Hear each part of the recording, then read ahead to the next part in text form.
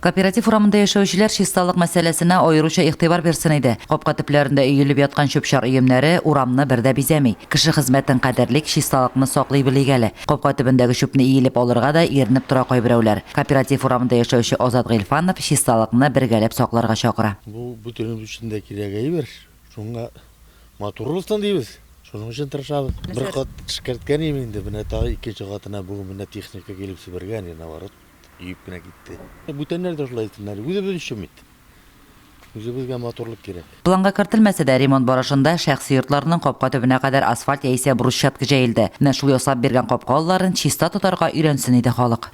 Хәзерге вакытта бик зур борчуыбыз килде. Самоизоляция, менә шул коронавирус дигән сүзләргә кирип киттек. Шуңа кешеләр урамда бик эшли алмый. Ну, ләкин безнең оешмабыз үз эшен дәвам итеп бара.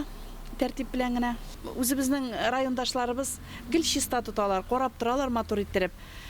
Тырмап та куйган кешеләр бар, чәчәкләр утырткан кешеләр бар. С русского Шугана приезжают, здесь всегда очень чисто, приятно посмотреть на Муслиму, расширяется.